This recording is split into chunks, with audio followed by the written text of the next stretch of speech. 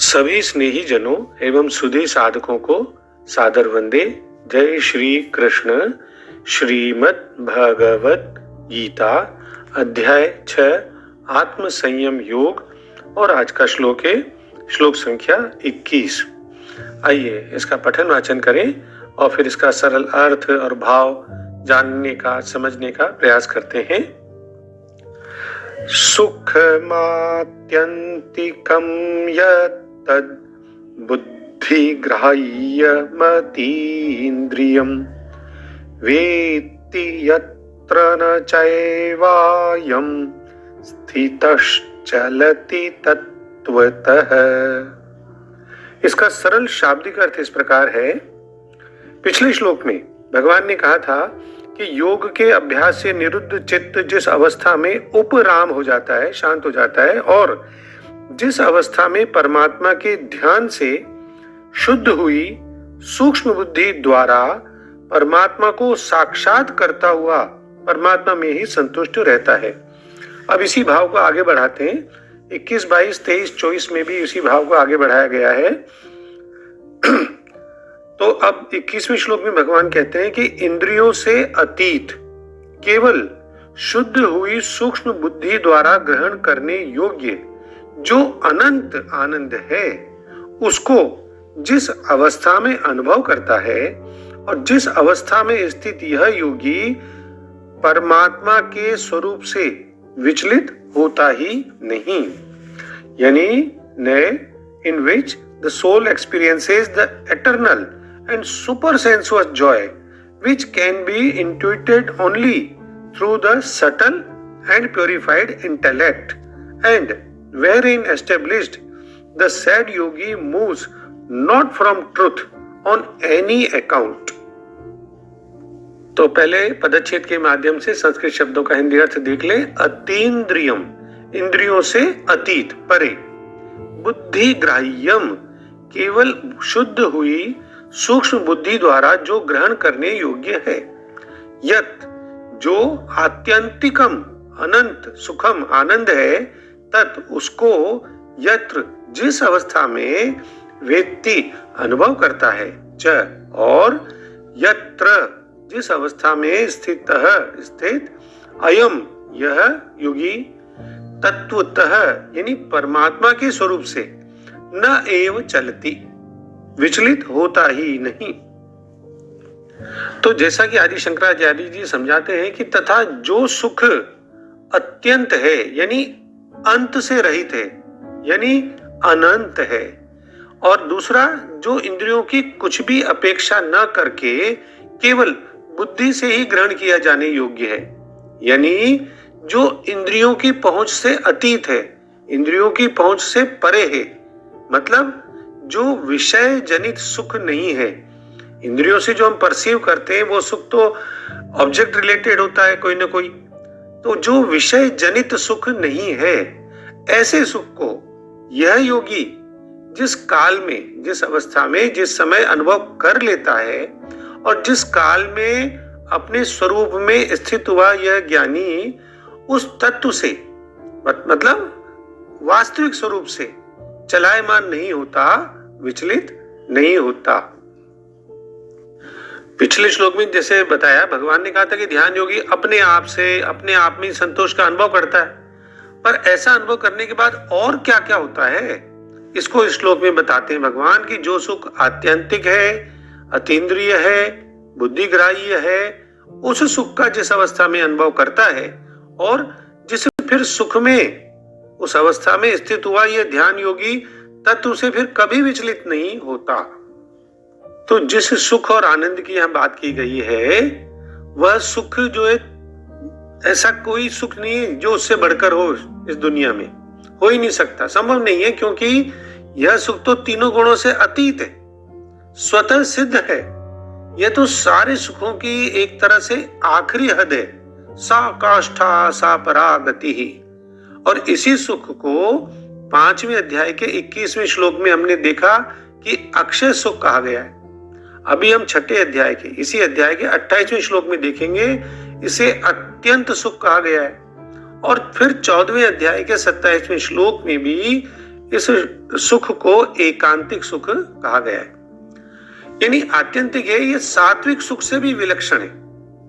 सात्विक सुख तो जैसा भगवान 18वें अध्याय के 37वें श्लोक में बताएंगे कि सात्विक सुख तो परमात्मा विषयक बुद्धि की प्रसन्नता से उत्पन्न होता है, परंतु ये आत्यंतिक सुख कहीं से और किसी वजह से उत्पन्न होता नहीं है। ये तो स्वतः सिद्ध है, बस हमें अनुभव करने की बात है, प्रकट हो जाता है, बस ये तो अनुभव हो जाता है। और अतीन्द्रिय, इंद्रियों से परे, इंद्रियों से जो सुख मिलता है वो कौन सा होता है? राजस सुख। तो ये उससे भी परे विलक्षण है। और क्यों है? क्योंकि ये इंद्रियों का विषय नहीं है, उनसे हम परसीव नहीं कर सकते इसको किसी तरह से। बुद्धि ग्राह्यम, ये बुद्धि द्वारा, सूक्ष्म बुद्धि द्वारा ग्राह्य है। क्योंकि तामस सुख में तो क्या होता है, बुद्धि काम ही नहीं करती, आलसी, आलस, निद्रा, प्रमाद में आदमी पड़ा रहता है, लगाता ही नहीं बुद्धि। लेकिन इसमें क्या, सूक्ष्म बुद्धि द्वारा जो है वो ग्राह्य है, यानी तामस सुख से भी विलक्षण है। तो मतलब ये है कि जैसा स्वामी रामसुखदास जी बताते हैं कि आत्यंतिक, अतीन्द्रिय और बुद्धि ग्राह्य बताने का मतलब है कि यह सुख सात्विक सुख से, राजस सुख से और तामस सुख से भी विलक्षण है, यानी गुणातीत स्वरूपभूत है। यानी जब वो उस सुख को प्राप्त कर लेता है तो फिर मनुष्य उस वास्तविक सुख से, ज्ञान से, आनंद से कभी चलायमान नहीं होता, डिगता नहीं है, विचलित नहीं होता। तो कहने का भाव यह है कि स्वरूप का अनुभव हो जाने पर ध्यान योगी को उस अविनाशी अखंड सुख की अनुभूति हो जाती है। तो दूसरे शब्दों में कहें तो उस आनंदमयी स्थिति में वह असीम दिव्य सुख में स्थित रहता है, और इस प्रकार स्थापित मनुष्य फिर कभी सत्य से विपथ नहीं होता, विचलित नहीं होता। तो योग में चरम आनंद की जो अवस्था होती है उसे समाधि कहते हैं, और जब इसमें स्थित हो जाता है मनुष्य तो इसमें स्थित मनुष्य परम सत्य के पद से फिर विचलित नहीं होता। देखिए, सुख की लालसा करना आत्मा का स्वभाव ही होता है, वो तो अंश ही है, परमात्मा का अंश है, तो अपने अंशी की तरफ उसका एक स्वाभाविक आकर्षण होता है। और वो क्यों होता है? अच्छा, अगर हम भगवान को सच्चिदानंद का महासागर माने तो जो आत्मा है वो भी तो उसका एक अणुअंशी है, तो उसी आनंद को वो भी प्राप्त करना चाहती है। और वैदिक ग्रंथों में ऐसे बहुत उदाहरण हैं जहां अनंत सुखों के महासागर भगवान के स्वरूप को अभिव्यक्त किया गया है। आप तैत्तिरीय उपनिषद 2.7 में देखिए, रसो वै सह, यानी भगवान स्वयं आनंद है और जीवात्मा उसे पाकर आनंदमयी हो जाती है। ब्रह्म सूत्र में आया है 1.1.12 में, आनंदमयोभ्यासात, भगवान परमानंद स्वरूप है। श्रीमद् भागवतम में आया है 10.13.54 में, सत्य ज्ञानांता इस वाले श्लोक में, कि भगवान का दिव्य स्वरूप सच्चित आनंद से निर्मित है। रामचरितमानस में आया है, आनंद सिंधु मध्य तव वासा बिनु जाने कत मरसी पियासा, आनंद के महासागर भगवान जो तुम्हारे भीतर बैठे हैं, उन्हें जाने बिना आनंद प्राप्ति की तुम्हारी इच्छा की तृप्ति कैसे हो सकती है? तो विषयों से अगर हम कोई सुख प्राप्त करते हैं, सांसारिक सुख इसमें जीवन में रहते हुए, तो वो मन और इंद्रियों को वास्तविक सुख नहीं आता, उसकी एक छाया जैसी कुछ अनुभूति बस होती है। लेकिन जब मन भगवान में एक निष्ठ हो जाता है तब आत्मा एक अनिर्वचनीय और परम आनंद प्राप्त करती है, जो कि इंद्रियों की परिधि से परे होता है। वैदिक ग्रंथों में योग की इस अवस्था को समाधि कहा जाता है, और महर्षि पतंजलि ने भी इस प्रकार से कहा है, समाधि सिद्धि, पतंजलि योग दर्शन 2.45 में, कि समाधि में सफलता के लिए परमात्मा की शरणागति प्राप्त करो। तो समाधि की अवस्था में पूर्ण तृप्ति और संतोष की अनुभूति होती है, और आत्मा की फिर कोई इच्छा शेष नहीं रह जाती। इस प्रकार से वो एक क्षण के लिए भी डिगे बिना, हिले बिना, विचलित हुए बिना दृढ़ता से परम सत्य में स्थित हो जाती है। और इसी अवस्था का तो वर्णन भगवान यहाँ कर रहे हैं कि और जहां स्थापित योगी उस आनंद को जानता है जो इंद्रियों से परे है और जो केवल शुद्ध बुद्धि द्वारा ही समझा जा सकता है, और जो आत्मा के अनुभव से विचलित भी नहीं होता। तो यह वह आत्मिक अवस्था है जबकि मन आत्मा में विलीन हो जाता है, उसका फिर कोई अस्तित्व नहीं बचता। तब मनुष्य को परम शांति और आनंद का अनुभव होता है। यहाँ बुद्धि की भी बात आई है। यदि बुद्धि भी तो मन का ही अंग है, फिर भी जब वो पूर्ण शुद्धता प्राप्त कर लेती है तो वह भी अपना भौतिक रूप त्याग कर ब्रह्म का ही रूप धारण कर लेती है। जैसे कोई नमक से बनी हुई मूर्ति है, उसको समुद्र में डाले तो समुद्र में विलीन हो जाती है, तो फिर उसके बाद विलीन होने के बाद क्या वो मूर्ति अपना पूरा पुराना स्वरूप बनाए रखती है क्या? नहीं ना।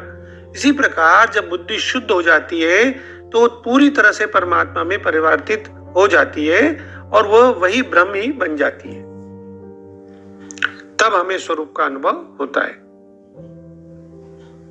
स्वामी विवेकानंद भी इस अवस्था का वर्णन करते हुए कहते हैं कि जिस अवस्था में स्थापित होने पर मनुष्य बड़ी विपत्ति से भी विचलित नहीं होता।